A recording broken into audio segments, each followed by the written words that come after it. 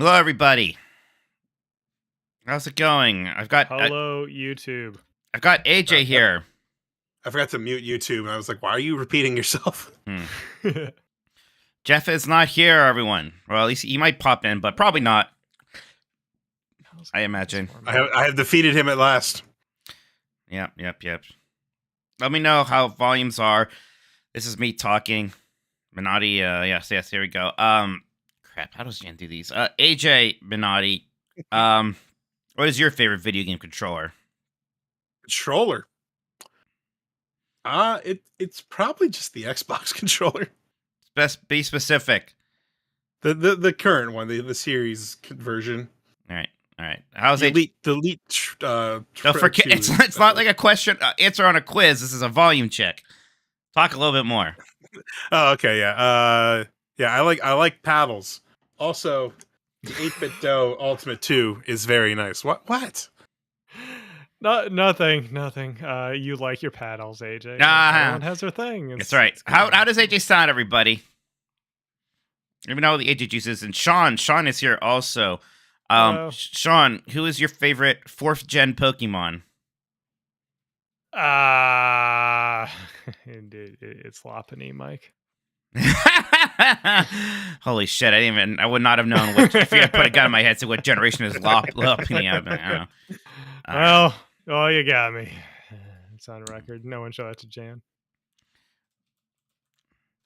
Okay.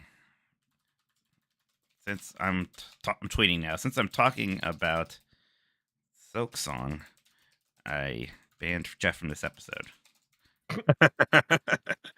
That's funny. Wait, AJ hasn't played Hollow Knight either? I've started it. I didn't like it. Well, so did... That's right. One of us. Holy shit.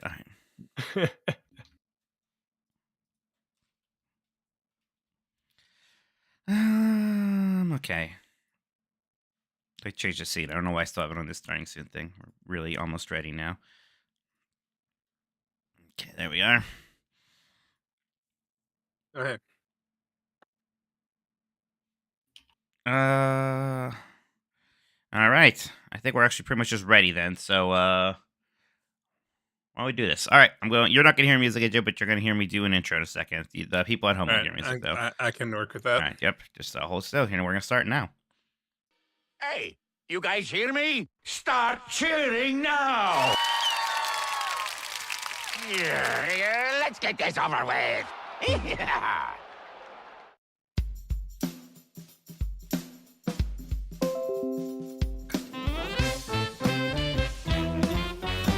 Woof woof! Hi, I'm Mike Minotti, and I am a Nintendog. Hi, I'm AJ Minotti, and I am a Nintendog. And my Windows had a very important notification for me as we were going live. We are the last of the Nintendogs!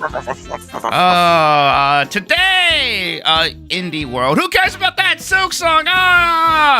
Nintendo not gonna be at Gamescom. And hey, look who's here! I banned Jeff Grubb because we're gonna talk about Hollow Knight. AJ, what do you think of Hollow Knight? I don't care for it. Shit! But hey, that's fine. We'll have a good show anyways. You're just like Jeff. You people all drive me insane. You all like Metroidvania. You all love Metroidvanias. And here's just this one incredibly formulaic Metroidvania. Not doing anything weird. Not doing anything different, really. It's beloved. And I am just surrounded by people who have all decided, like, I don't care for that one. You want to know why I don't like it or why I didn't like it? Is it because it reminds you of a Newsground Flash cartoon? Because I'll pull what little of my hair is left if that's true. I don't know. I think I played too much Ori right before it, and I was burnt out on Metroidvanias at the time. Maybe I need to go back to it. Maybe we should give it another shot. Maybe we should just give it one more shot. Maybe. But yeah, AJ. Jeff is actually busy with kids today. He's alone with them. So he cannot be potting at the moment, and I know what that's like, and he needs the time.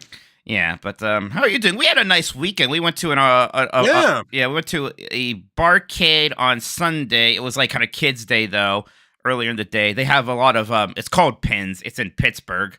So we did a lot of pin bowling. That's what it's called, right? It's like you Duck pin bowling. Yeah, you duck pin bowling. You both like a bocce ball, and all the pins are attached to strings. Mm-hmm. Tell them who won. Do I have to? Yeah. I think it'd be important information for the. You podcast. tied with my sister-in-law. That's still winning. That's still winning. So yes, it was a lot of fun. There's certain games that it is actually just surreal playing with the kids, right? Like Mm-hmm. I want to play. Well, yeah. So this place, it has like a free-to-play arcade, but it's all like retro games. And the only thing that sucks, like they're like some of them are in like bad shape, like the screens are kind of fuzzy and That's a lot of these games, yeah. Yeah, but we were playing Turtles. They had the widescreen X-Men arcade. Simpsons was there. Yeah, they even had a Fix It Felix Jr. machine. Yeah, I wonder how they got a hold of one of those. That was neat. Yeah. But it's like wild playing like that. Not Turtles in Time, but the first Teenage Mutant Ninja Turtles beat 'em up with the kids. Like, man, I played a lot of this game like on the NES as a kid, and now I was just playing it with like the next generation of Minottis. The widescreen X-Men was fun to see. I haven't played that in a long time. I realized I'm sure I realized this in the past and forgot, but you know how they set it up is the screen on the right is there, and the screen on the left is bottom, like below it and reflected, Pepper's Ghost style. Right. And that's how they get rid of the bezel between the two screens. Oh, interesting. Mm-hmm. What if also is it like it can't be because like I don't know, there's so many wires that they can't be back to back. That's probably not right. Well, no. Think about a CRT. They all had like a chunky border. Yeah. But you needed that seamless transition, so that's how they did it. Okay. Really clever, actually. Well, I did figure out how to emulate that game in MAME with ultra widescreen support. It's pretty That'd be fun.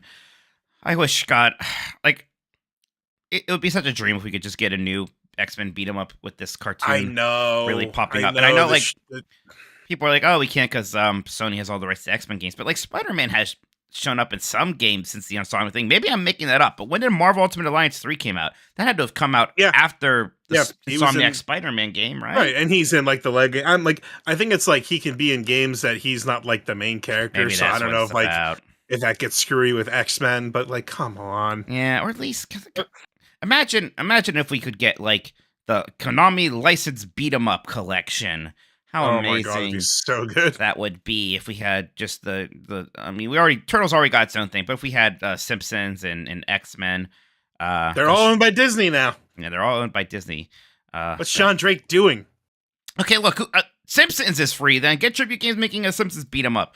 That was always my favorite as a kid, was the Simpsons Beat 'em Up, because I liked the Simpsons. There was something about that one, yeah. Even at a young age, I think I liked the Simpsons more than the X-Men. Like even when I was like 5. The team up attacks were very fun. Yeah, it was fun. It was colorful. It was interesting. It was good stuff. But yeah, great time at Pins. They have nice cocktails there too. I got a root beer based one. They put a root beer dum dum in it. Then the guy called me a root beer dum dum, and that's not nice. I'm just kidding. He didn't say that. That would be insane. But yeah, I don't know, AJ. Anything else going on in your life that's particularly interesting? I mean, I probably know. At least I hope so. But maybe the people would like to know. Yeah, we can talk about it. So the reason we were in Pittsburgh. This wasn't me like trying to fish for that. If you don't want to talk about that. No, it's fine. We can talk about it. So my wife was recently diagnosed with MS, and we were in Pittsburgh for the Walk MS fundraising event. She actually raised $1,500 for her walk team, which was pretty cool. She started with a $500 goal and like crushed it. So that was cool. So that's why we were there. It was a really nice day. Like all our like family and stuff came out. So that's why we ended up at Pins. We were at the Cheesecake Factory before that. It should be noted as well. Which is funny because that place has not changed at all. I haven't been to that Cheesecake Factory in Pittsburgh in years. It's incredible. Yeah. The walk was really nice. I'll tell you what. I gotta tell you, we were eating and Jessica, she's like, this is fine. This like to me is like a step above like Olive Garden. And then you came over to our table. You're like, oh, it's so good. It was. It was delicious. I had an amazing meal. How dare she? No, me and Chris, we were in heaven. I got I got like some honey fried chicken thing, a truffle honey fried chicken, excuse me. And then Chris got one of the most Cheesecake Factory item things I've ever heard in my life. It was chicken parmesan, pizza style. So it's just like a disc of chicken parmesan with cheese and sauce on it. And then for some reason, also just a little bit of like Alfredo angel hair too. Why not? Even though that had nothing to do with the pizza theme that they were already committed to at this point. But yeah, we were doing that. That's just that. Isn't that just the Cheetah KFC now? What? I think multiple people have been doing this this chicken parm pizza style kind of thing. Now, oh, okay. Yeah, I think only Cheesecake Factory is brave enough to put pasta on top of it. Then, because why the hell not? But I don't know. Yes, exactly. I love being a Cheesecake Factory. I still think it looks cool in there. I don't care what anyone says. It reminds me of like a Sonic the Hedgehog zone in there. It's good. That's funny. Yes, it's true. That's very true. I gotta be careful. Do you know this Chef Reacts? Yes, very well. Yeah. I like his content. I'm going to be on a voicemail dump truck with him on this Thursday. So apparently they specifically try to get me and Dan on that so that he could yell at us, I assume. Yeah, he's going to roast your ass. He can have fun. All right, why don't we get to some Nintendo news over here then? All right, let's do it. Yeah, but actually before we start, thank you to everybody who is watching live. We appreciate that. Please hit that thumbs up button if you are doing so. I see we've got some super chats coming in already. Thank you so much for that. Please send in anything you would like to ask us in a super chat or anything you would like to say to us. Any specific Disney themed ones for any reason. I think we're well equipped for that. Now's the time. Yeah. So keep those rolling. All right, AJ, big story here. Nintendo has announced that it's doing an Indie World streaming event tomorrow at 7 a.m. Pacific. Gonna be about 20 minutes long. Nothing crazy. Not a Nintendo Direct. But of course, I think what everybody is freaking out about is the possibility of Silksong, which happens all the time, of course, anytime there's anything. But Silksong has been getting rated in a bunch of different places. It's been having store pages pop up. It seems like something imminent might be happening. So I'm just going to ask you, are we seeing Silksong tomorrow? No. Just no still? No, because if no other reason, it's doing the Xbox thing. I think they're in Xbox's corner for this launch, and I don't think they're gonna have it in a Nintendo event. Well, that would mean Xbox needs to have an event soon, because I think we all think this might be happening soon with all the ratings board and everything, right? Yeah, I mean, they could very easily just put it out there in like a tweet and a video or something. That doesn't have to be part of an event, but I don't know. I still don't think it's gonna be there tomorrow. I think you're setting yourself up for failure. I just want and I don't know the exact way. Like, of course, Silksong had some kind of Xbox marketing deal, and it's on Game Pass. I don't know if being a Game Pass day and date game means that you're automatically tied to Xbox marketing for these things. Silksong first showed Probably up. It has to, but that's where they showed it first, right? Yeah. Not first. It was at Nintendo first. It's just that when it was dormant, you're right. It was, in fact, when I played it at E3 2019, which is why I played it at Nintendo's E3 booth. That's how old Silksong is. I played it at Nintendo's E3 booth. Okay, it's not a thing anymore. That's where I played it. So yeah, this game still has Nintendo ties. And hey, guess what platform I think Silksong is going to sell best on? If not Steam, maybe Steam, but maybe even more than Steam. It's gonna be on Nintendo. So I'll say this: I think it has a better chance of showing up tomorrow than it has had of showing up anything in a long time. I'll agree with that. It could just as easily wait for some Xbox thing. It could also just wait for Summer Game Fest, maybe. It could be a big deal there. Because there is an argument of, well, at this point, Silksong might be too big for an indie world. But also, maybe it's the big marquee thing, right? And that's, what the whole thing is based around. So, we'll see. I'm hopeful. Is there anything else, though, specifically you're hoping for or looking forward to from an indie world? Just today, you could sign up for like the early preview of Hades 2 on Steam, which is like even pre-early access. Technical access or something like that, yeah. Right. So I wonder if that might pop up at this as well. I don't. If it's just kind of coincidental timing, otherwise. Yeah. Well, I don't know. So we know Hades 2 is going to be in early access at some point this year, but early access on Nintendo Switch probably not right. Well, it'll be early access on Steam and maybe Xbox or PlayStation even. They have some early access. It depends. Games. Like if Nintendo, I'm sure they're aware of how well the first game did on Switch, so maybe they're trying to get in on that action. Call it a game trial or whatever, like they've done before. Maybe and, do it that way. Maybe. I believe Braid, the anniversary edition announced forever ago. Oh yeah, actually does have an April 30th release date. So I imagine we'll see it. And look, I know what that game is. I just really like Braid and haven't played it I for a like long Braid, time. too. I basically have been waiting since the Switch came out for a Switch release of that game to go back to it. But yeah, I mean, to me, Braid was sort of the first, and it's not true, but to me, it's kind of like the first modern indie game, and that it had like its launch was on 360. It was a very early Xbox arcade game, one of the first ones that was literally not just an arcade game or some port of an old game. Was it part of Summer of Arcade? It might have been part of the first I Summer. think it was. It was like that really good one where we had like. It was the first one. Yeah, it was Geometry Wars 2, and here we go. Yeah, it was 2008. Bionic Commando Rearmed, Braid, Castle Crasher, Galaga Legions, and Geometry Wars Retro Evolved 2. That was an awesome summer. Yeah, that's what kind of that was the first time I was really thinking about digital games as like kind of this big indie showcase thing in a lot of ways. And I mean, ever since then, like indie games, digital releases, it all goes hand to hand to me. And it kind of, for me anyways, it sort of started with Braid, which is also just a very pretty game, a super fun game. I love its soundtrack, even though it's just, I think he just kind of like picked licensed songs and bought licenses. Yeah, it's like a Bandcamp or something. Right. And then they all, I don't know, they all sound good. They all vibe insanely well. So I'm going to be excited. Like, you guys, maybe on next time on Decides, you got to like pick the best game of each Summer of Arcade. Because I'm looking at this list now, and there's some bangers. Okay, tell me, what was the Summer of Arcade 2009? 2009 was Marvel's Capcom 2. Jesus Christ. Oh! Right? What the hell? Like they re-released it. It was like, oh my God, we can play this again. I remember when they did that. I remember you just got all the characters right away. God, can we re-release it again, please? For the love of God. Please. Shadow Complex. Yeah. Explosion Man.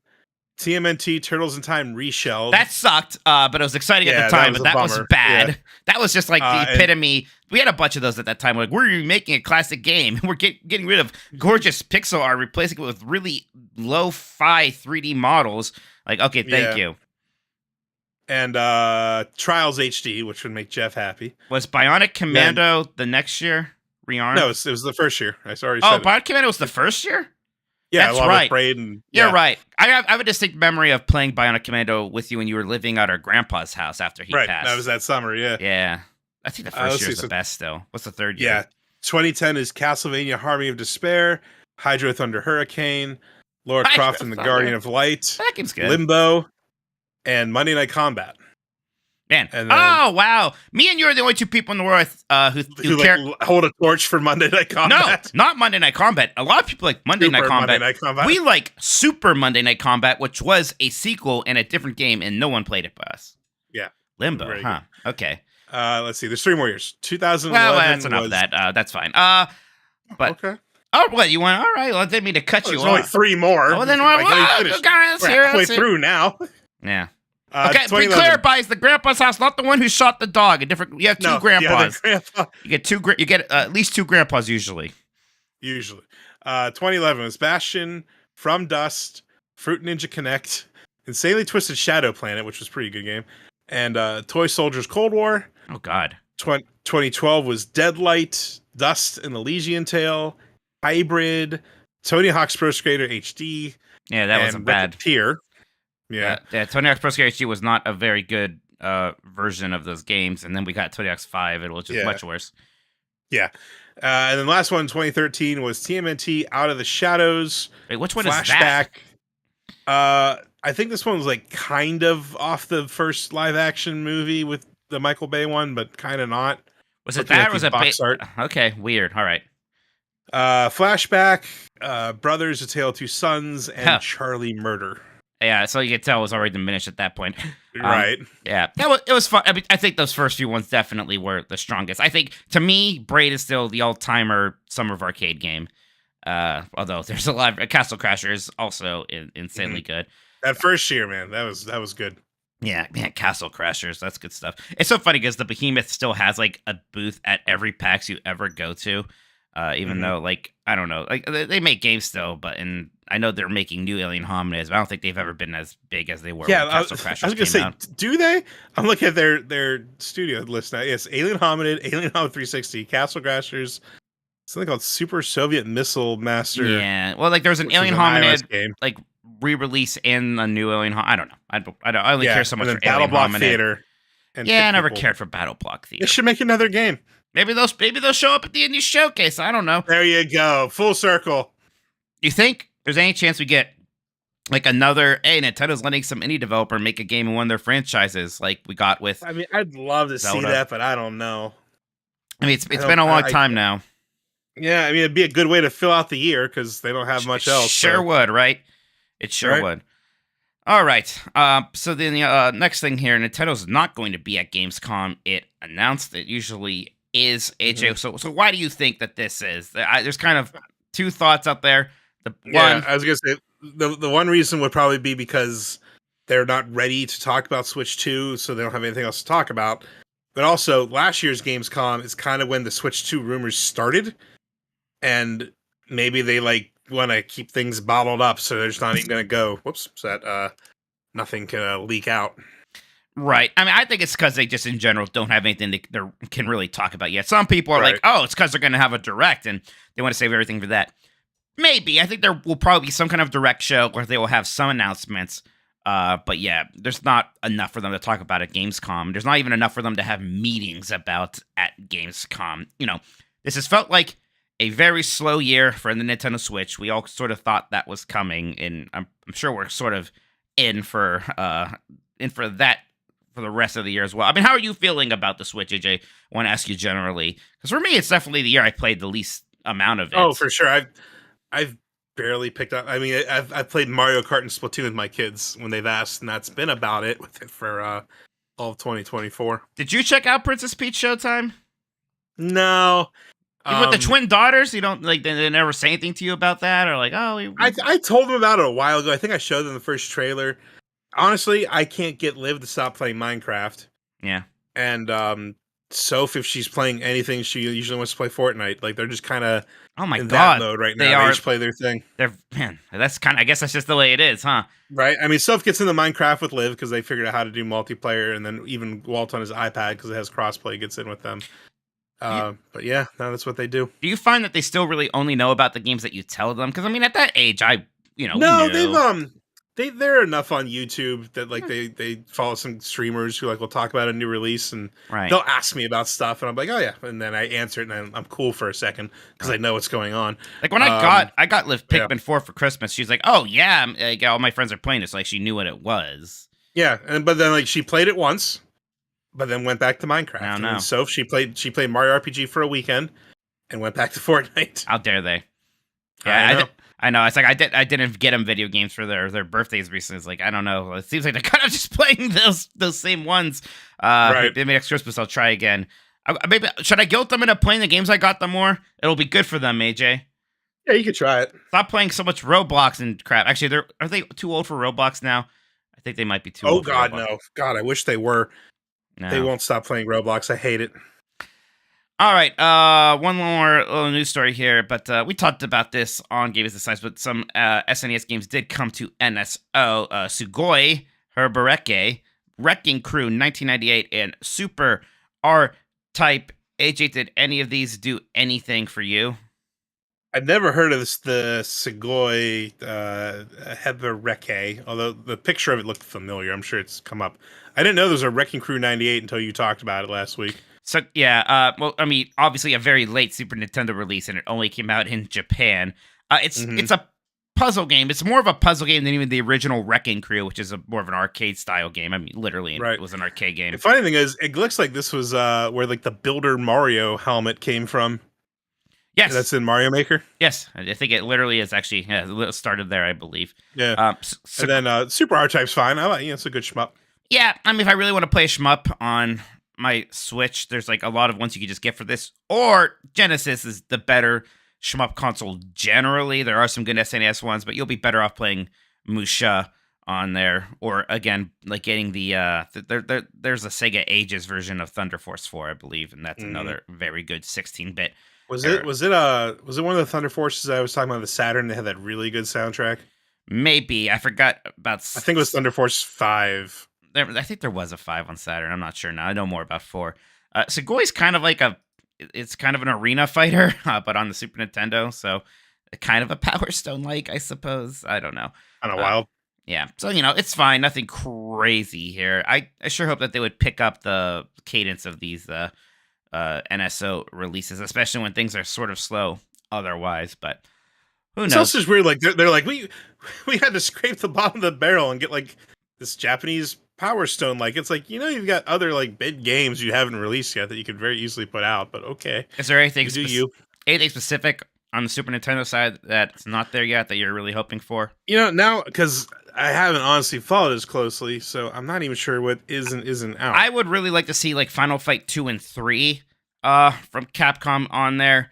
Final Fight 1, whatever, that's like not a great port, but when they made 2 and 3 as SNES exclusive games, those were very good.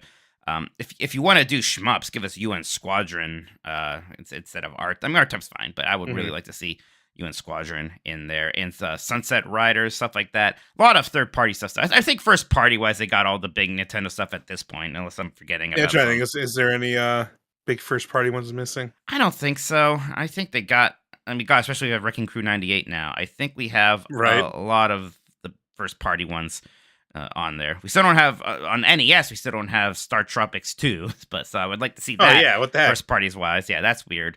But otherwise, no, I think we're good. I mean, the one that was not on there forever was Mario RPG, and we have the remake of that. There's no way they're putting the it's not going to happen, yeah. No, absolutely not.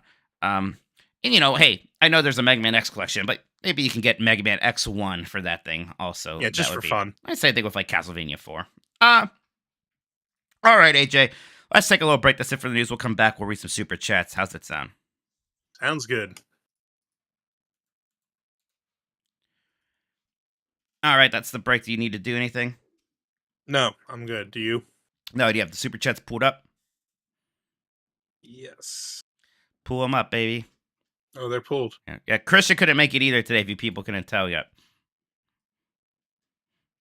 Rick, I think he's not feel better, Christian. Yes. Yes. It's just the boys. Just me, you, and Sean today. Sean's being a very professional producer. The boys. Right? He wants to be a producer. Sean is over there with a hit show on Broadway. Sean's clutching that Wolverine style picture of Capcom releasing non-Street Fighter fighting games. Oh man, it's so depressing. Like, look, Street Fighter 6 is fantastic, but come on, man, there's so many other fighting games they could do. It would be nice. All right, you ready, AJ? Yep. All right, we're gonna get back to it. And we're back. AJ, would you please read those super chats for me? I can do that.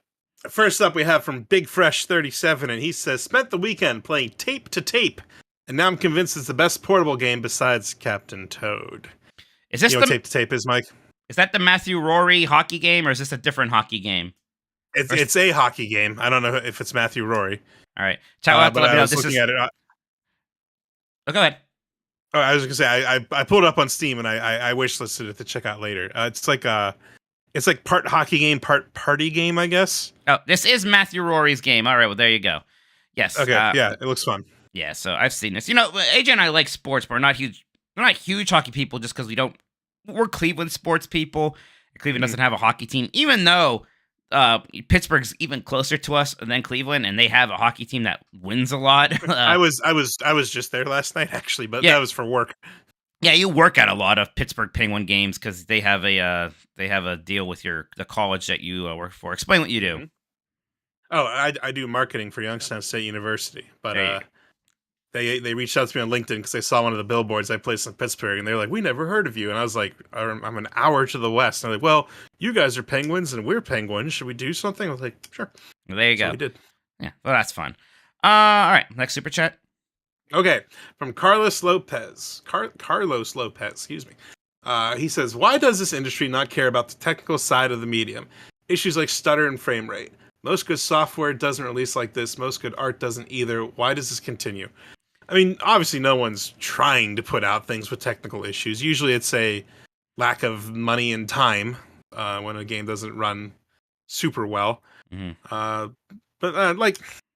It's that whole thing like when you go see a bad movie, you're like, "Oh, it was terrible. Why'd they do that?" It's like no one went out to make a bad movie. Just sometimes things don't work out. First off, yes, I know Cleveland has the Lake Erie Monsters. I meant, major league teams. Look, because people are trying to push games in other ways, right? They're Mhm. trying to do really impressive things with, fidelity and textures and particle effects and all this other stuff. And sometimes you have to pick certain things over another, and some people are just going to prioritize that density over things like frame rates. And, video game code gets incredibly complicated. Things happen, and they debug it, and they troubleshoot as much as they can. And then eventually you kind of have to launch it for one reason or another. And yeah, I think, Mhm. I do think it happens in other mediums. There's, movies and songs that maybe aren't mixed or edited as great as they can. Right. There's I mean, plenty we've of seen movies. plenty of even like Marvel movies. You're like, why do these special effects look bad? And it probably was time and money. That's usually the answer. Yep. All right, next. Next from R Truth. This Houdini got you all confused too? You a crafty little genie, huh? But I see right through you, Jeff Grubb. That'd be incredible.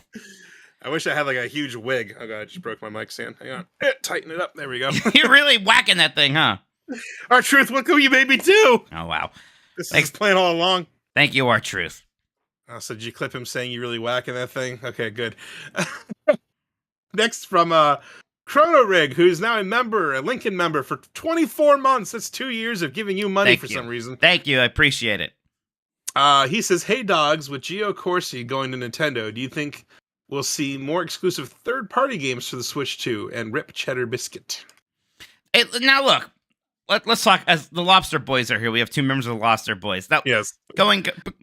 thinking about bankruptcy's bad, but doesn't mean like the company's dead. No, Necessarily. this is one of those like financial restructuring bankruptcies. This isn't shut down your doors bankruptcy. Right. So It's scary. they're just moving some money around. It's Right. all kosher. Like, look, mom and dad are fighting, but they're not getting divorced yet. No. The biscuits are safe for now. Right, exactly. Who's Geo Corsi? Geo Corsi is a What person. you tell me? I figured that. Yeah. Actually, I don't know. I'm looking this up right now. I He's admit I the didn't know. Vita guy. Remember at PlayStation conferences, and it's on Vita. Oh, this is He's the that Vita guy? Oh, I didn't. Look, I bet Geo's going to do a great job. I also am not entirely sure if we're going to notice some like big difference as consumers. Well, I think it's interesting timing. If this is a precursor to the Switch 2, I'm sure a lot of what his job's going to entail is getting third-party AAA games running and ported to the Switch 2. Right. I think it'll be more that than getting third-party exclusives. No, yeah, for sure. All right. Yeah, because his tweet says, "This week I began my gig filled with fun adventure. I've joined the Nintendo America AAA third-party portfolio management crew to help great teams bring their amazing games to this legendary platform." So That's yeah, interesting. absolutely, that's what this is. That reads me as ports, which is, hey, that's what I want with Switch 2. I want to see some more ports. So, get Dragon's Dogma 2 on there, get Elden Ring on there, get all that good stuff. Yeah. All right. T Bucket 23 says, "Hey Menotti Mouse Brothers, best Disney game from the N64 PS1 era." I have an answer. Do you know what the answer is? I think you like that Hercules game. Yeah, it's the Hercules game. That game's great. That's a weird 2D game. Like it's very specific way that game feels and controls, right? It looks like like in movies of the time when they like had to play a video game in the movie and it was clearly like some. It special does look effect like that. That's what it felt and looked like. Like what was that other one? Nightmare Ned. Remember Nightmare Ned? That felt like that too to me. Yeah. It's also called. It's just called Hercules, but also known as Hercules Action Game specifically for some reason. It's on GOG. Oh, really? Yeah, I think I own it. I liked that Bugs Life game actually. That was like a pretty early. Hey, we're just gonna make a 3D platformer instead of a 2D game based off this thing, and actually not bad for that.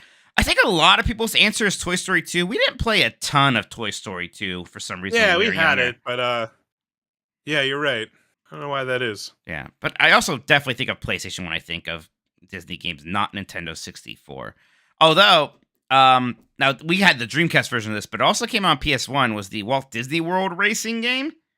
Oh, yeah. That was pretty good. It was made by Crystal Dynamics, I believe. Yeah, it was Chip and Dale and a bunch of other characters. Yeah, it was weird. So you had Chip and Dale in their Rescue Rangers outfits, and then all the other characters, except I think they're like OCs. Yeah, they're OCs for some reason. It was like, here's a track based off of Test Track. And I was like, oh, okay, I like that. Yeah, so it works for me. Not like the greatest kart racing game ever, but obviously I liked the theming of it a lot. Yeah. I was gonna say, I'm trying to think if there's anything else, but I'm just looking at GOG's Disney list. Well, I was playing Treasure Planet on PS2, which was good. That was PS2. That was a great Jack and Daxter like. Right, and I know Treasure Planet 1. There's a Treasure Planet on PS1 that's not supposed to be as good. There is a Lilo and Stitch game on there that is a Crash Bandicoot clone. There's also a Emperor's New Groove game on there that is, once again, a Crash Bandicoot clone. Quite a few of those. There's also Donald Duck Going Crackers, which was the most Crash Bandicoot clone. Yeah, I played that on Dreamcast. And there is a Atlantis PS1 game also that I think has a bit more going on for it than being a Crash Bandicoot clone, at least. But you liked that PC Atlantis game. The shooter, yeah, that was fun. The one that had like the standalone demo that was in Serial, right? Yes. Yeah, it was expand-alone prequel. All right, next. The Uncharted Wolf says, with Rebirth sales trailing downwards for 7 Remake, do you all think Final Fantasy as a name is becoming less relevant nowadays? No, it's not. I mean, anytime you do sequels, you're always going to see a drop-off, and I think that's what they're facing. And hopefully they were aware of that going into it, but what do you make of it, Mike? No, I think a super direct sequel. I think it literally is. There's a little bit of that direct sequel thing where it literally is such a part 2, right? More so than like other sequels, even, right? Mm-hmm. Like people might want to jump into Infinite Wealth. So people will be more willing to do that while skipping like a dragon than doing Final Fantasy 7 Part 2, right? But the bigger thing here is that it's a PS5 exclusive, and there just are only so many PS5s out there at the moment. And I don't know if that excuse carries weight anymore. Why? There's enough PS5s out there. Okay, but how long has it been? Sure, but there's half as many as there were PS4s when the last game was out, and that's what this is about. I mean, that's fair. That's fair. It's just about the comparison's sake. And I agree that like you would hope that out of that half, all those a lot of those would be anybody who was a Final Fantasy VII diehard, you think would get a PS5, right? You think they would be in that bucket already. And it's hard to imagine why not. You think that most people who did play Remake probably liked it because it was a good game. And of course, not everybody liked it, but you think most of them liked it. And they have already, they're so excited, like, oh, I have to get a PS5 and it's driving sales of the console. And then they all buy the game. But that necessarily maybe isn't happening. Or maybe it's just going to take longer. There's going to be a long tail. Right. Do you think, like, I'm not saying, like, oh, if only this was on Xbox, their woes would be solved, but at least, like, if they could have the PC version day and date, like, they were not regretting the decision to be exclusive, but, like, they won't do it again. I think, yeah, maybe. I mean, who knows? We don't know what that deal looks like. Maybe it's so much money from Sony that it makes up for the fact that you aren't selling as many games, right? There's got to be something to that. Right. So, we don't know exactly what they think of. We won't know what they think of Rebirth until there's another conference call, and they'll tell us. They say things. I mean, they said that 16 isn't doing quite as much as we anticipated, and again, that doesn't mean like it's the end of the world. But it was interesting that 15 did so well because it's not like it was a particularly super well received one, right? It was multi-platform. Yeah, nobody's favorite Final Fantasy is 15. At least maybe there's like a bunch of people way younger than me, and that's the case. I don't know. Mm-hmm. But yeah, it was multi-platform, and it came out kind of like a good way into the life cycle of those systems. So there were lots of Xbox Ones and PS4s out there, and that helped that one a lot. All right, Benji Bop says, I know basketball isn't your jam, Mike, but my Orlando Magic are taking on the Cleveland Cavaliers in the playoffs Saturday, so suck it. Why do you think basketball's not my thing? Why do you think basketball's not my thing? I like basketball. Yeah, we're Cavs fans. Yeah, I love basketball. In fact, one of the first times Mike actually drank was at the ESPN club in Disney, where he and I watched the Cavs play the Orlando Magic and beat them in a playoff game. While having a pitcher of Sam Adams Summer Ale and eating nachos. Yeah, actually, man, that was actually great memories. Walking over. More memory right there, yeah. Yeah, walking over every night to the ESPN club, mostly Orlando Magic fans. That was when Dwight Howard was playing for them. Mm-hmm. So they were actually a more mature team than the Cavs were at that time. LeBron was still a pretty young player, but obviously still very, very good. We always had a shot of going deep into playoffs when we had him with us. But no, I'm excited. We should try to watch some of these playoff games together. I'm glad they made it. The team, like, no one expected anything from the Cavs this year, and they put together a pretty good season. So yeah, I got to go to one game this year, and it was a ton of fun. I always like going to see the Cavs. I wish I could do it more often, to be honest. Yeah. All right, from Gamefire Cribder. Do your what? Cribder. You did it. Gramefire Cribder, who's now a Lincoln member for 2 months. Thank you. He says, "You guys look awesomes." Well, Oh. thank you. Thank you very much. Thank you, Game Fire. Ali Miracle says, "Any pre-Dawn Trail rap you need to do before it drops, Mikey." Actually, quite Well, I a can't say lot. this too. I got a lot I need to do. I'm actually in the middle of the 16 collaboration events. So I got to wrap that up. Oh, shit, I gotta do that. I forgot. You have time. Maybe It's I'll like do that time. it Yeah, ends yeah. in May. So Yeah. I'm in the middle of doing that. Once upon a time, I wanted to get all the combat jobs to 90 before it launched. I still have like a few to go. So that's not going to happen, which is annoying because now I'm going to get all the jobs up another 10 levels once Dawn Trail's up. But whatever. The big thing is I'm actually a couple patches behind story content wise. Like I still play. No, I can't believe I'm further ahead than you. I know. I still like play almost every day, but it's usually like doing like a leveling dungeon or just like something stupid. I haven't like really sat down to story content in a while. So I will have to do that. You know what the thing is, AJ? I used to do a lot of that story content kind of during work hours when there was downtime. Now if there's too busy now. Now I'm too busy. Yeah, so but no, I'll definitely get that. I'm excited for Dawn Trail. I'm kind of like in an MMO mood in general. I'm very excited for that Mist of Pandaria remix that's going to come to World of Warcraft, and then its expansion War Within not too long later. So yeah, lots of good stuff. Mm-hmm. Yeah, I have my White Mage is level 68, so I at least want to get that to 90. Along with my Warriors, my main, I have my Bard at 90, and then I finally finished all the Realm Reborn Hildebrand stuff. So I kind of want to see if I could finish that before Dawn Trail, maybe get the weapon. Yeah, I never touched the Hildebrand weapon quest this time. Honestly, actually, we also never finished the 8-man raid series. We We should really do that. Yeah, we gotta finish Pandemonium. So kind of a lot, actually. Yeah, so everyone's like, not enough content. I'm like, I'm good, bro. There were some people like there wasn't really as much to do in Endwalker as I thought, and I'm still, I don't know. There's still quite a lot for me to do personally. I'm just over here, like, stop having fun. Yeah. All right. Last one. This is from Mr. Geldy. They say, "Hey dogs, as someone who has never played a Mega Man, where should I start? The beginning, the X series, or somewhere else?" Mike, I'll let you answer this. Yeah, that's an interesting question because it's not like there's like some really great new one you should jump into first. If you played 11, it would definitely be the smoothest experience in a lot of ways. With Mega Man, though, I think starting Classic is probably the better option.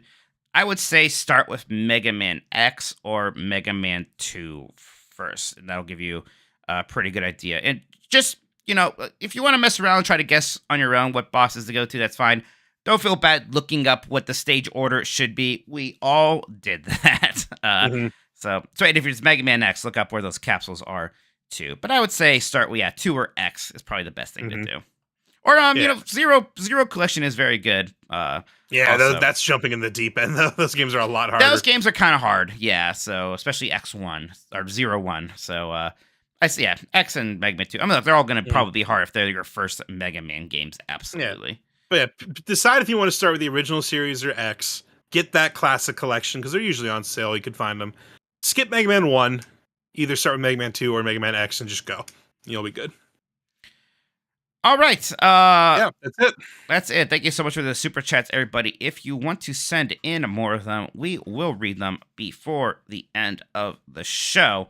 But I also have some mailbag questions here from the community. Why don't we get into these now? You ready, AJ? Oh, let's do it. All right. Chaos Buckaroo says, Chris Minotti sure is my favorite Minotti bird. Then where is he? Huh? Yeah. He ain't here. He ain't here. He doesn't care about you. That's right. He doesn't like you at all. Yeah, so there. Where's your hero now? You know what he was saying this weekend? We were doing the MS walk. It was a positive day. And he said, "You know what, Edge guy?" I said, "What's that, Chris Minotti?" He said, "I just can't stand Chaos Buckaroo." Wow. He's my least favorite. What? Uncalled for. I said, Chris, it's a positive day. I'm not going to engage with that. Man. Yeah, what a jerk. Yeah, huge jerk. Yep. Okay, next one is from SWSP says, "Hi, Mike and AJ. My wife jumped at the opportunity for an all-Minotti question. Which Castle of Illusion level would you live in, and which would you send your enemy to?" Okay. Well, I think I could send Mike to any of them because they all have apples. So that's... they don't all have apples. Do they all have apples? Shit. I think, no, because like one of them you throw marbles instead of apples. Oh, maybe. I'll send you. Well, okay, I'm sending you an apple level, and I'm gonna go to like the candy level because I just got free food forever. Yeah, but it's candy. You'll die. I'll be all right. It's a cartoon. I'll go to the library, so I just have something to read, and then I'll send my enemies to Miserabel's castle, so that Miserable will murder them. Next one here's from Bench JC. Says, will AJ like Silksong, or will Mike forever be tormented by not knowing anyone who likes Hollow Knight? I know Mary Kish now, at least. We got that. Hey, what are you gonna do if like Silksong gets like shadow dropped? Are you gonna try to jump right into that because of like? Yeah, I mean, Zeitgeist? especially if it's on Game Pass, I'll play it. Yeah, see what happens. Because I don't. I forget. I think it's actually gonna be. Is it a prequel or a sequel? I don't know. You play as somebody who's a character in the first Hollow Knight, so you're not playing as the same person. I'm not playing as Hollow Knight. You aren't playing as the Hollow Knight. No, you're playing as Thorn. The Silksong? Needle. So it's the ladybug, but not a ladybug, but a bug lady. Yeah. So you're not quite playing as them. Hornet. Yeah, I'm worried about the lore. It's Hornet. Thank you. What will I do? I did forget Hornet's name, Benji Bop. Next Must one. not be very good. Okay, I got a note here. I got to read both of these back to back. Tommy Pencil says, besides Silksong, what are the major indie games that we're waiting for at this point? Then the Charter Wolf says, what's up, Super Minotti brothers? What's y'all's Silksong, aka an indie game that got revealed, getting you really excited, only to go dark for a long period of time? Obviously, you can't choose Silksong. I mean, this Braid Anniversary Edition has taken a really long amount of time to come out for some reason.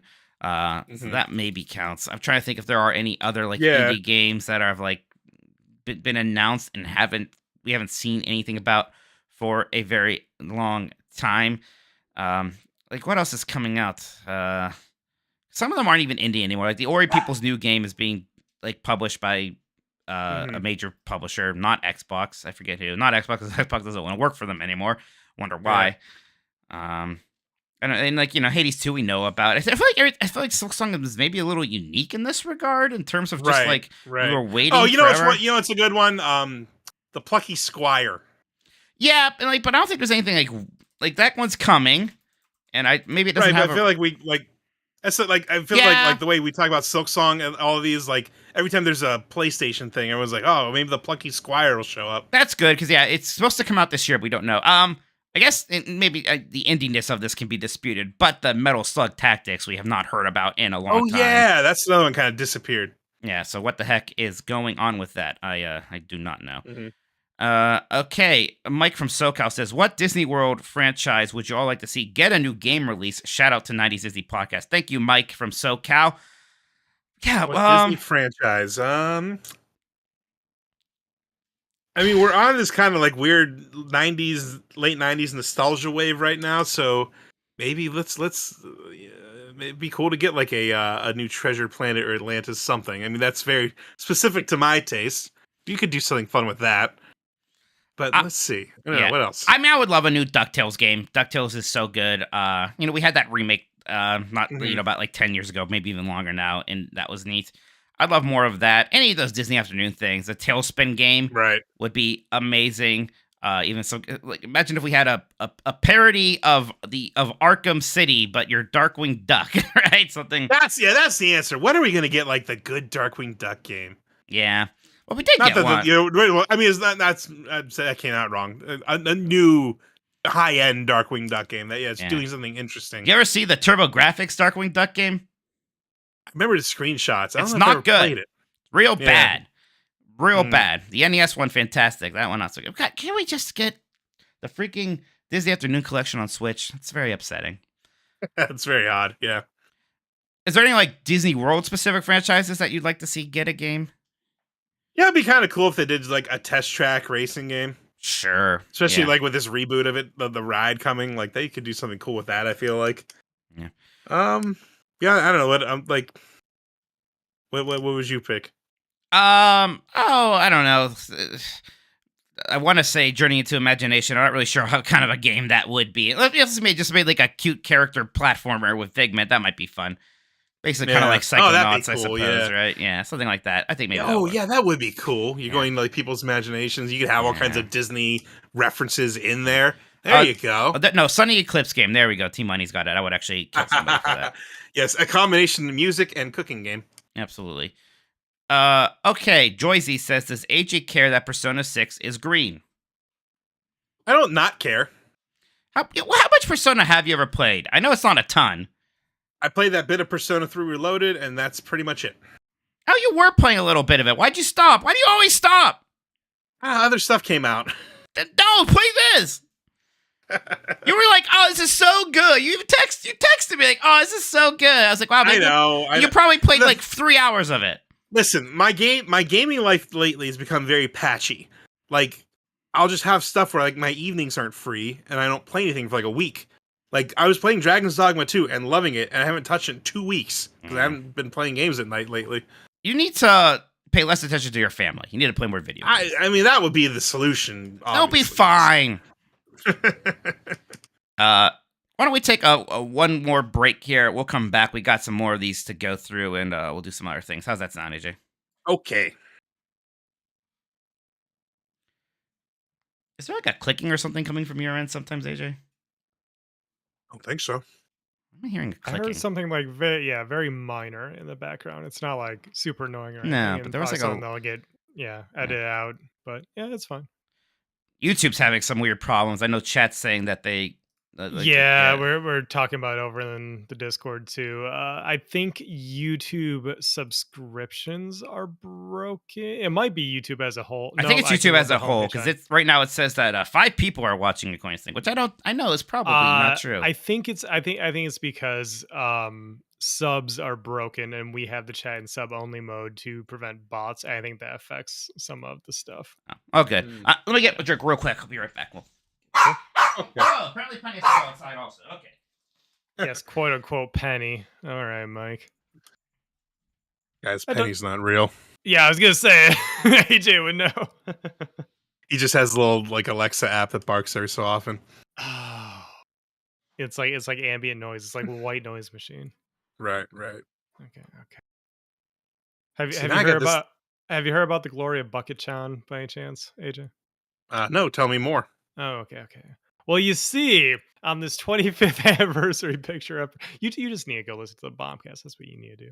We were both on today. Yeah. Oh, good. It's this whole anniversary thing where they like put a secret code in an image basically, and it all ties into this paint bucket of green paint. So that's how we know that Persona 6's color is green. Good. And Jeff Grubb, that jerk, keeps giving me and Mike crap over it. Burrito, if you sent a super chat that YouTube ate, you can send it again and we'll read it. I'll throw it in the mailbag list here. Yeah, as in just tell us in chat. You don't need to actually like spend money again. No, yeah, just type it. We're watching. Yeah. We know you're good for a burrito. Listen, I'm not going to give you that much green hype because green is Mike's favorite color. I can't give him that. I mean, that's part of why he's hype, and part of why he, right. Blue's my favorite color. I've been good for years. Exactly. Yeah. We had Persona 3 forever ago. It's fine. Mm-hmm. Which, by the way, you're already ahead of Jeff, who promised to try the Persona series with the reload, and instead he decided to just dunk on Persona fans. Yes, he does. Cody Owens, if you go Hamilton in September, I don't know if Dinosaur will close, but if it's open, definitely ride it because I like that ride a lot. Describe it to me as someone who's never been. You get in like what looks like an open air kind of Jeep vehicle, and you go through a time tunnel, and you are, even though you have a time machine and you're looking for a particular dinosaur, this guy teleports you to like 3 minutes before the meteor hits and destroys all life on Earth, and you have to find this dinosaur. But then a huge Carnotaurus chases you and menaces you the whole time, and it's awesome. So you meet Sephiroth and go on a safari. Cool. More or less. Okay, I say Burrito says they sent a super chat on YouTube ate it. Burrito, want to just we already hashed this out. Okay, good. If anybody else had that happen, let me know. Burrito, if you can't chat, just hit me up in podcast producers server, and I'll get to them. Benjamin, I wouldn't say we're big basketball guys, but like, you know. Yeah, I like basketball. It's a Cleveland sports thing. When there's not football and baseball on, we watch Cavs games. You know, I mean, I will say when they won it, there was that part of me in the back of my head. It was like, why did it have to be them before the Guardians and the Browns? The Guardians almost won it like that year. Whatever. But I was very excited when the Guardians won. Okay, we got the super chat. I will read that when we come back, and we'll go back to the rest of these. Okay. Okay, I'll bring us in right now. And we are back. AJ, YouTube's being a little bit funky. It's eating some super chats and other things, but I got one here from a burrito. It says, can I get one big, one small, and one fake penny wolf? Thanks, guys. I would We're have you all do the it. same. Yeah, I'd have you do that, AJ, but I'm almost certain Discord would eat that if you tried to bark like Penny right now. Yeah. That's- Woof. There you go. That's Actually, just not great. bad. Not bad. Do you believe these conspiracy theories, AJ, about Penny? Yeah, it's what are they talking about? She's totally real. Why'd you say it like that? Oh, no reason. No reason. Huh. Yeah, you totally have a dog named Penny, Mike. Yeah, you see Penny all the time. Yeah, all the time. You hung out with her during WrestleMania. Oh yeah, sure. She's white. Oh yeah, whatever you said. Okay, all right.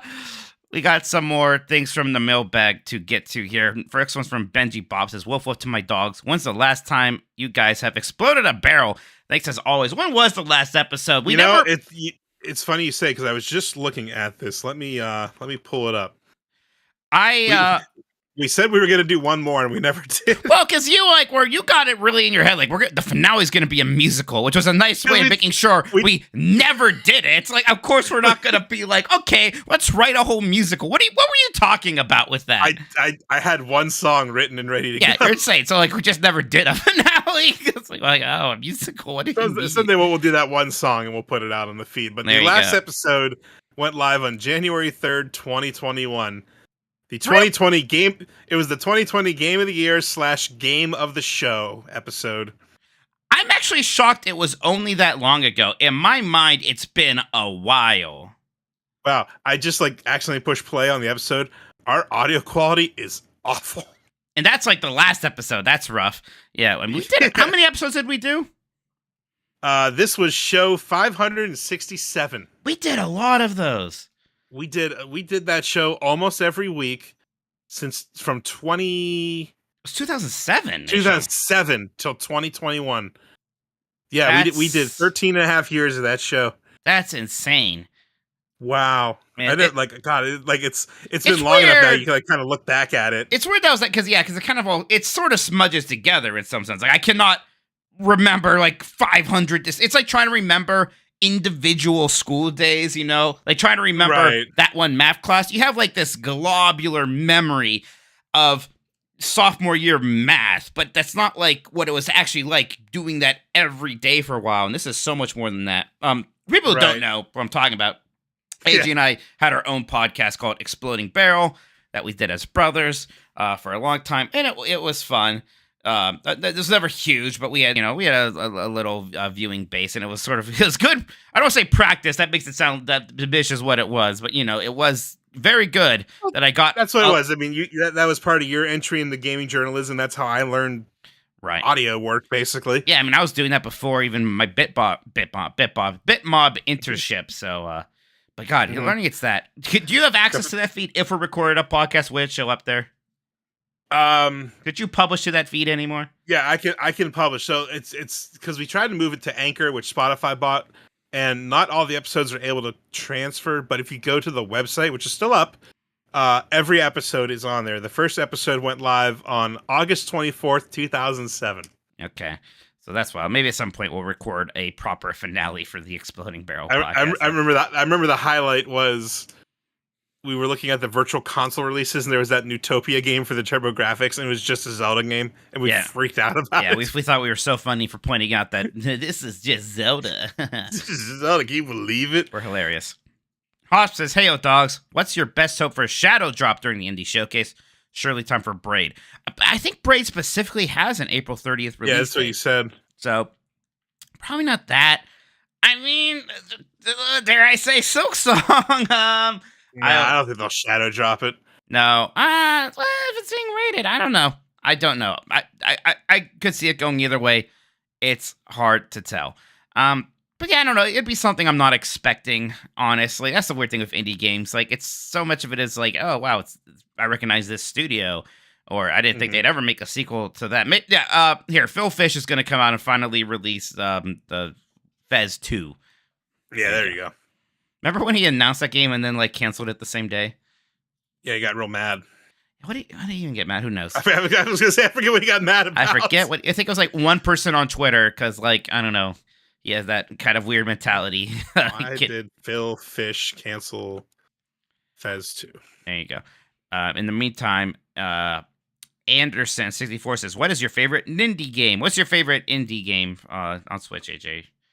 Or favorite indie game? Or what is whatever indie means to you? If that's you have to like if you have to think of it as more of a Nintendo thing." Well, I was going to say, when you just said indie game, you know which one I really like, and the more I think about it, the more nostalgia I have for it, is Yoko's Island Express. There was something about that first wave. Yeah, that game just had a fun, summery vibe to me. Snake, what was it called? Snake Crossing, the one you played as a snake. Snake. And of course, Golf Story were like the original ones. Golf Story I think about a lot. Mm-hmm. Snake Pass, thank you. It's so weird what happened with Sports Story still. My favorite is probably just, one of the ones that are everywhere, but I played on the Switch, and I played a ton of them on there, specifically Hades. I played so much Hades on the Switch, and then Celeste, another very, very big one. And, Hollow Knight, and I played a lot. I played Hollow Knight on Switch and loved it. I played Undertale on Switch. And of course, that had been out for a while, and it's on everything, but playing that on Switch was fantastic. I wonder if, I forget how many more episodes there are of Deltarune to release. I wonder if we're going to hear about, like, the complete Deltarune. Oh, maybe that will pop up. That'd be interesting. Here. Because I played episode 1, and I did like it, but I need to kind of catch up with the other ones. Mr. Bowler says... What? Real quick, you want to hear about Fez 2's cancellation? Please. It's funny. I forgot how funny it was. This is from a Polygon article. Fez 2 is canceled amid controversial circumstances just 1 month after its June 2013 announcement. Fish, an outspoken and caustic figure, both online and off, have been involved in a Twitter spat with journalist Marcus Beer after saying Fez 2 would not be released on Xbox. The original game had debuted on the 360 to great success, but Fish had fallen out with Microsoft over the patch certification process, among other things. When the argument with Beer went south, Fish abruptly announced his withdrawal from public life and canceled the game, surprising even his colleagues at the studio he founded, Polytron. Yeah, that sounds like a lot. That's a bit much. All right. Next one's from Mr. Boy says, "Hey, Nintendogs, what is a gaming grudge you still hold on to well past the point of it making sense?" This question is inspired partly by Mike discussing that YouTube video he had to give up on during the Bombcast today, and by me seeing someone a week ago refer to IGN as the too much water people. A grudge that turns 10 years old this year. That's incredible. I think I'm able to let go of most of these things. I remember Destructoid giving Assassin's Creed 2 a bad review, and I remember for some reason holding on to that for a bizarre amount of time. I have no idea. And Shane Bettenhausen, who I love, right, one up yours and works at Sony now. I think he gave Final Fantasy 12 the lowest of the scores on EGM. It's like an 8 point something. And his complaint is like it was kind of a too much water complaint. He's like too many dungeons are crypts or something like that. And for some reason I was annoyed, and I still think about that sometimes. I don't know if you have anything specific like that, AJ. Oh, I'm trying to remember. Nothing really comes to mind. You weren't furious at Gertzman for giving Twilight Princess an 8.8 or anything, whatever it was, or anything like that. No. Did I ever give a game a review score you got mad about? You're not a big Devil May Cry fan. That's usually the only one. So no. I usually like when you guys are doing your various Metacritic games, and I'm guessing along with you. You and I are usually pretty close in our guesses. So yeah, I think we have similar critical tastes. Yeah, I guess Dan is a games journalist, and I'm very upset at him with the whole Hollow Knight take thing. So there's plenty of that to go around. Probably the one I bristle about the most is all the mainline Mario stuff. Speaking of Dan, that's insane. I did have like a weird thing with PlayStation for a bit, just because we were such a Sega first family for a while. Yeah, like they killed Sega. That's why for a long time I didn't play Tekken. I just didn't like Tekken. I kind of had hatred in my heart for it, because that was a Sony franchise. Actually, yeah, when you were doing your arcade draft last week and you picked Tekken 3 before Virtua Fighter 2, I was a little miffed. Well, look, trust me, AJ. I would prefer to have Virtua Fighter 2, but I think Tekken is having a bit more of a moment at the time. That's fair. That's fair. I picked fighting vipers or something. Well, that whole time you were doing, I was like in my memory walking through the Fiesta Fun Center, like what games are in here that I Right. would pick. Yeah, look, I'd love to have picked Rail Chase. I don't think anyone else would have quite gotten that No. one either. Virtua Racing could have played, but you had Daytona, so you were good. Nah, Daytona is better than Virtua Racing. Yeah, that's the answer. Velocity Prime 1 says, Dear Super Minotti Brothers, which one of you is the Luigi of the group? A giant coward, but much more attractive. Me, I guess. I'm definitely more cowardly You're a than coward. you. Yeah. Oh, I mean, at least with like, I don't know why I can only equate this in terms of theme parks, but you know, there's a lot of rides that I don't do that you and Chris do. You and Chris will do anything, pretty Right. much. There's quite a few that I just won't touch because it's too fast, it drops too big, or upside down, or what have you. Quite a lot for somebody who loves theme parks. There's a good amount of rides I won't do. In Disney, not as many. Universal, a good bit more. But yeah, that's why like amusement parks are a little bit more miss for me. Like we have Cedar Point in Ohio, one of the greatest roller coaster parks in the world. I don't go on any of those. I will not touch any of those roller coasters.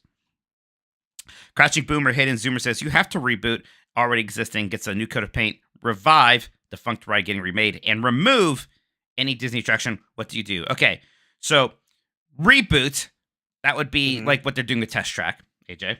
Yeah. Revive, a ride is gone, we're bringing it back, and remove. So this is kind of a marry, fuck, kill variant. Yes. Are you prepared? All right. I think so. All right, what are you rebooting? I am going to reboot Space Mountain in Florida to get like some more like effects, the synchronized music, and just kind of modernize it a little bit more like the California version. Interesting. I Mhm. think I would. Part of me wants to reboot Star Tours and almost just kind of make it more like it used to be, which is sort of reviving. Get rid of the 3D stuff. I think we're all kind of past that, and it's just kind of making everybody sick. Yeah, it works. I think it works in Star Tours. And you think a lot of things. There's a new scene in Star Tours now, right? Mm-hmm. Yeah, What it's is like it? it's got like Ahsoka and who else is in it? Like from the newer shows that have been out lately. I forget what characters they threw in there. Gosh, I'm like struggling to think of a reboot. Well, what would you revive then? I mean, I think that one's easy. Oh, Journey into Imagination. Yeah, That's easy. Absolutely. That's very easy. Yeah, just bring that back. If not that, then Horizon. What'd you remove? Journey into Your Imagination. Yeah. No, that's cheating. It's cheating a little bit. It's just not like. There's not many Disney. We're kind of generous. There aren't too many Disney attractions that I just Like hate. 8, except for Journey into Your Imagination. Right. I'm trying to think of this. Can I go get rid of the Jimmy Fallon ride? No, we can't go to Universal. You got to keep it out and keep it in Disney. Keep it in the Disneylands. I'm trying to think. Gosh, I don't know. It's like everything's fine. Yeah. It's like if I get rid of something, it's only because I'm going to replace it right away. So maybe I will just get rid of Journey into Your Imagination and revive Journey into Imagination. I like the idea of Space Mountain maybe getting a little bit more love in Walt Disney World. That's fine. Yeah, we can go with that for now. Evil Janice says, AJ, Mike is a hopeful guy. Which of the following fever dreams would you grant to come true? Okay, AJ, you get to grant one of my wishes here. Spoon Heaven shows up at the Indie World. Metroid Prime 4 is a Switch 2 exclusive. The PS5 Pro runs games at 60 FPS. Astrobot drops a new game with the PS5 Pro. This isn't what you think is most likely. It's just which wish are you granting?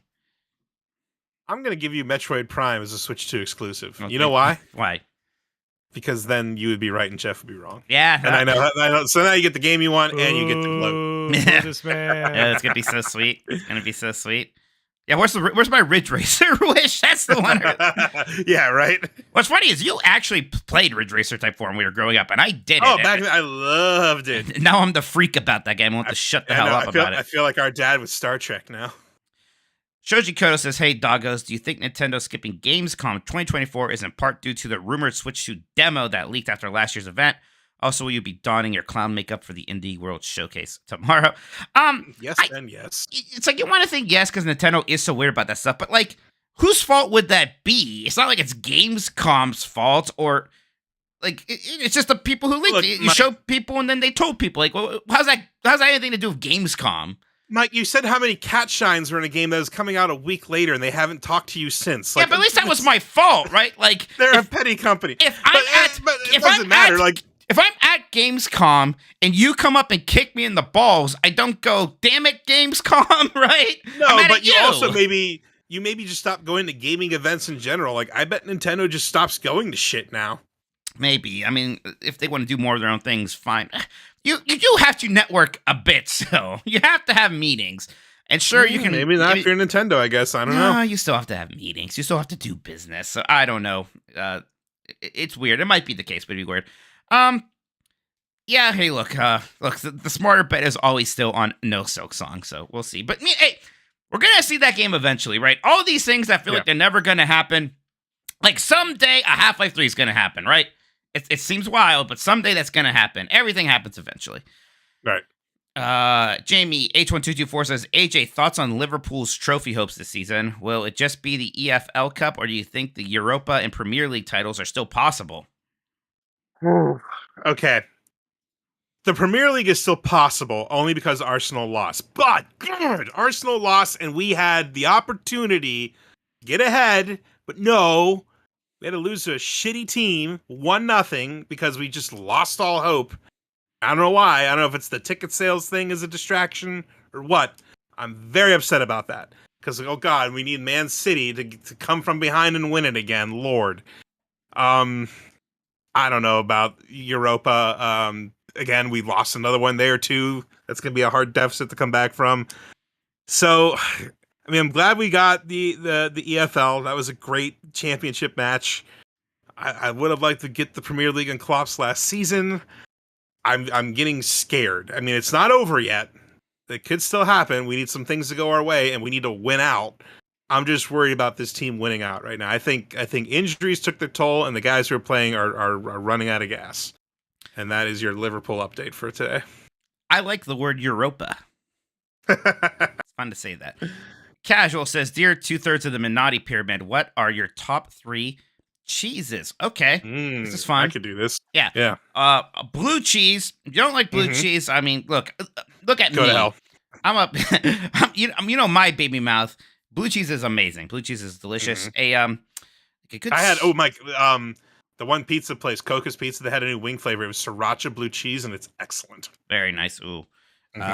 Number 2, a good Parmigiano Reggiano, of course. So, get the real thing. So many uses for that. That goes well in a lot of things. And then 3, I gotta have an American cheese. American cheese is just better for in so many use cases. It's really the only cheese I want on burgers. Like you could be cute with like your aged-smoked cheddars, and look, I like those cheeses. Nothing tastes better on a cheeseburger than American cheese. Even like all the food snobs who like 10 years ago or 15 years ago were like, that's not real cheese, are all 100% like, oh no, that's the best cheese for burger. Yeah, put it in your mac and cheese and all this other stuff. Shout outs to smoked Gouda though, didn't quite make my list. I'm surprised you didn't give any props to Gruyere cheese. Or is it now called our family Goo Rinds cheese? Goo Rinds, yeah, that's a good one. You ever tell that story? No, you can tell that if you want. I wasn't there for it, but I could tell it. Our dad doesn't cook much, but the one thing he was pretty good at making was a pretty decent Alfredo sauce, which was just basically butter, heavy cream, and a shit ton of Gruyere cheese that we had to shred. So we had to sit there with like 3 pounds of cheese, just shredding it with the box grater. But it was years ago, and he was with you and Chris, and you were doing some shopping, and he's like, I forgot to get the cheese. Run inside and get it. I'll wait in the car. And you guys are like, well, what kind of cheese is it? We forget. And he couldn't remember the name. He said, it's Goo Rinds. Goo Rinds. So you had to go to the grocery store, Chad Eagle, and ask some poor guy, do you have Goo Rinds cheese? Yeah, we looked like idiots. That was fun. Ooh. So yeah, now it's Goo Rinds. Shout out to Pepper Jack, mozzarella. There's a lot of good cheeses. I mean, look, all cheeses are usually pretty good. There are very few cheeses I don't like. Good Pecorino Romano, it's just about as good as a Parmigiano Reggiano. And then Beef Hammer says, is there anything in the world you feel like you are a top 5 at? Is Mike's best skill in life now verifiably playing Mortal Kombat Mythologies? I mean, in terms of things that are ranked, there was a time in my life when I was playing a lot of Samba de Amigo on the Dreamcast, where I had bravado and I was convinced I had to be one of the best Samba de Amigo players in the world. Probably not true, but I felt like I was very, very good at that game at one point. I mean, I think I was just perfecting everything on the hardest difficulties. I don't know how much better you would get. I don't know. Right. But it was super fun. Oh, look at that. Pickle Giraffe's in the chat with it's good to see Pickle Giraffe. The animations they've been doing have been incredible for Blight Club. Thank you so much. But I don't know, AJ, do you have a top 5 skill? I think I might have been for a time in the top 5 of Team Fortress Classic players. Because before there was Twitch, before there was any of the stuff that I could have done something with, I was in a league for that game when I was a teenager. And if you ever played TFC, there was a map called Canal Zone where you had to like take flags from your base and capture points with them. But I was like one of the only people in the world who could like consistently sneak into the enemy base as a demo man, get into the command center and blow it up and erase all their flags, like consistently. And that was my skill. And that was it. All right. Should we take one more break, Sean, or should we just go into the rest of the segments here? One more break, please. One more break then, everybody. We'll be right back.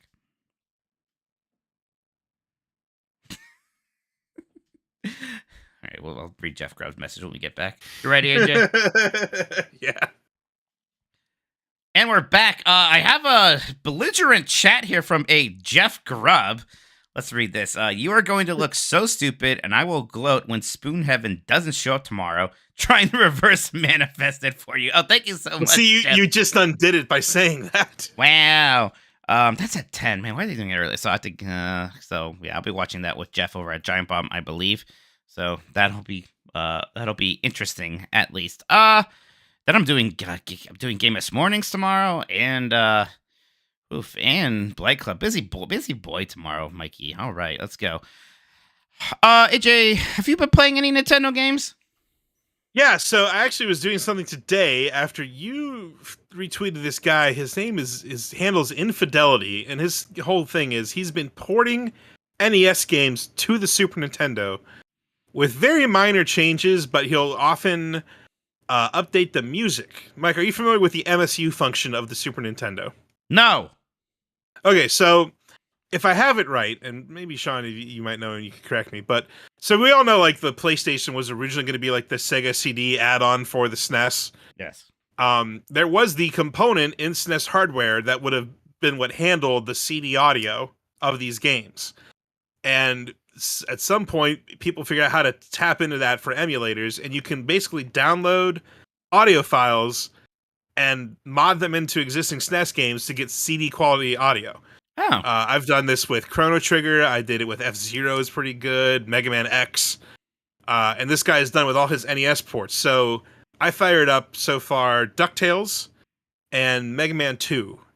Mega Man 2 is pretty straight up port. Like he didn't really change it much. It just is the music. I think it came from like some sort of PSP re-release of the game that had like updated music. But like, do these ports like get rid of some of the things from NES? Like, not even like sprite flickering?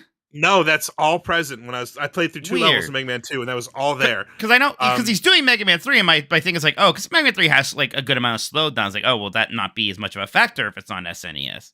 No, I think he wants to keep the game like faithful to how it played. Okay, interesting. Now DuckTales had a little bit more like there's a patch notes, like little things like Dewey was the wrong color in some scenes, so he fixed that. Okay. Mrs. Beakley had the wrong colors, but he did say that one did say something about like upping sprite limits on the horizontal plane and stuff like that. So I don't know how.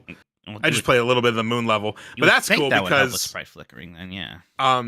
This one you can choose at the beginning. Do you want to play the original music, or he just modded in the music from the remaster? So you can play the original NES game with the music, and then he also. It's like B is jump, Y is the pogo stick attack. But if you hit A, he like mapped that to kind of automatically do the pogo jump instead of having to hit like down in the attack button. Oh, that's neat. Yeah, yeah. I thought it'd be cool if he could have modded in like LR shoulder switching for the weapons. That's what I was just about to ask. Yeah, no, but that doesn't seem to be the case. That would have been cool though. But like, yeah, I just threw these on my Steam Deck into RetroArch, and they all just worked, and it's kind of neat, like just a slightly better updated way to play these games while they still kind of are true to the original NES versions, just with better music, basically. Cool. Speaking of those MSU enhancements, I do believe you have the right of it, AJ. And Mhm. Mike, if you're unfamiliar, yeah, the MSU hack specifically, which isn't quite what AJ was talking about, but tangentially is very cool. If you don't want to like do the research yourself, maybe I'll send you some files sometime. You can check it out on stream or something. But playing like a SquareSoft RPG with orchestral quality music is a Yeah, very cool Chrono Yeah. addition. Trigger rules. That Oh, one and is awesome. it even enables FMV video. He actually just put the DuckTales intro into the DuckTales Oh, port, that's cool.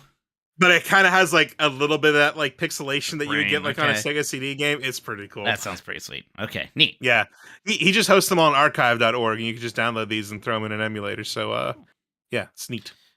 When Magma 3 comes out, that's when I'll probably check it out. I'm a Mhm. freak for that one. So, I beat Persona 3 Reload, which means I finally am done with my ROG Ally nighttime playing. Although there's a couple things I do want to get on there again. So, my plan was to go and start Unicorn Overlord, but I've actually been playing Mario Golf constantly every single night.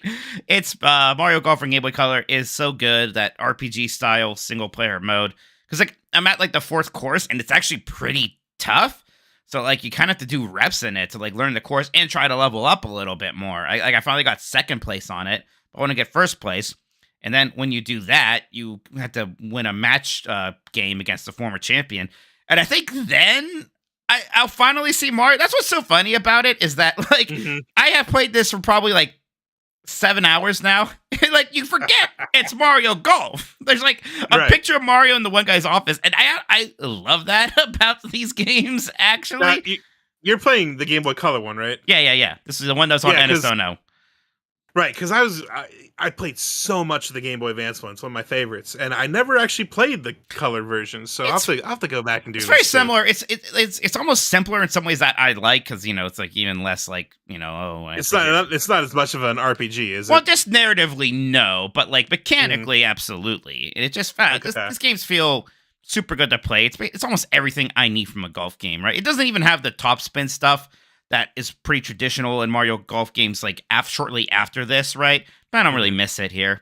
So part of me's I still kind of want to play this, but I also really want to start Unicorn Overlord. So maybe tonight I'll finally start that at least a little. I'm curious to see what I think of it. Because I hear some people absolutely love it. Some people like Sean are a little bit more iffy on it.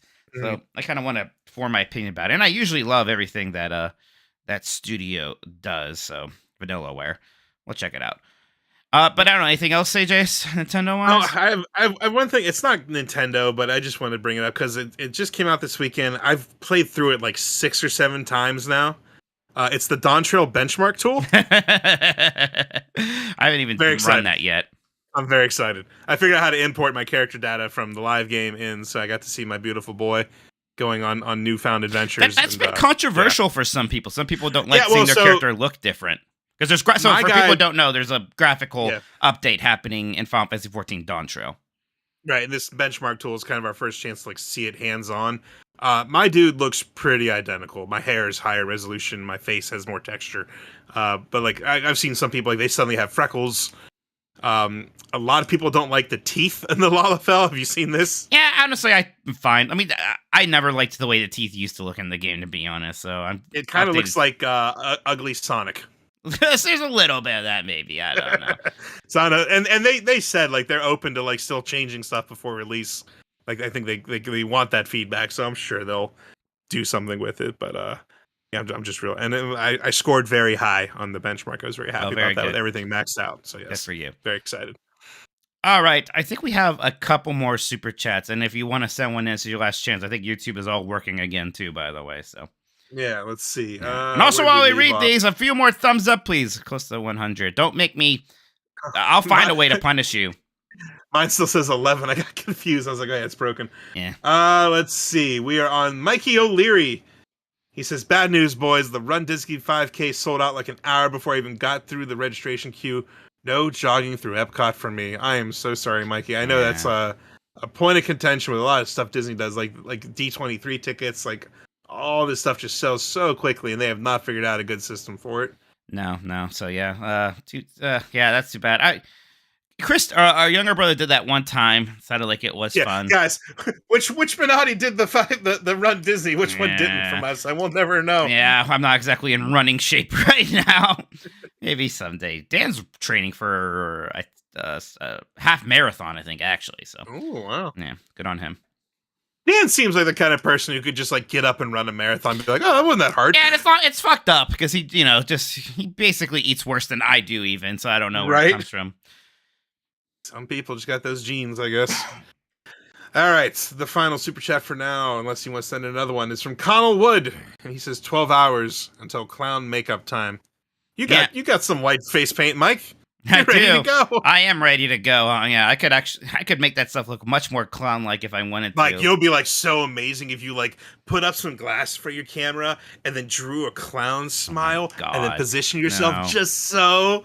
Oh, that'd be so artistic. Please stop. Jesus Christ. All right.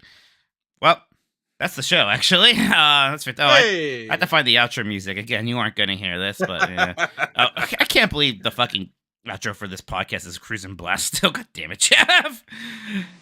This is your chance. You can make it whatever you want. Just because he happened to be obsessed with it for like that one 3-week period when we started doing this show. It wasn't at first. He changed it without asking me. He's like, nah. This outro is sacred now. I will not hear this slander. I'm not saying I'm changing it. I get it. You can't change it now, but there it is. AJ, thank you so much for helping out today. Sean, thank you for your help as always. Mm-hmm. Yep. Jeff said he should be good for Thursday, everybody. So we'll have him back. And again, tons of stuff that Jeff and I will be on Giant Bomb tomorrow, reacting to the Indie World, Game S Mornings, and of course, Blight Club. Super Dance 64 does return. Exciting stuff. Anything you want to plug, AJ? Tell them about 90s Disney real quick. 90s Disney. On Wednesday night, we're recording our next episode where we are going to rank every single Universal Orlando attraction. Wow. We also just posted our episode about our trip Thank you so much, Universal. everybody. Yeah, but I can't hear the music.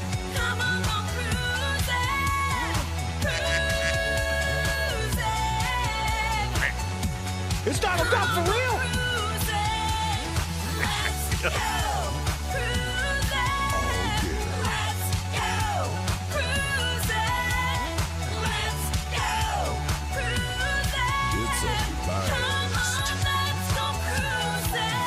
That's not right. How do I fade this? There we go. Ooh. We're coming. Damn it.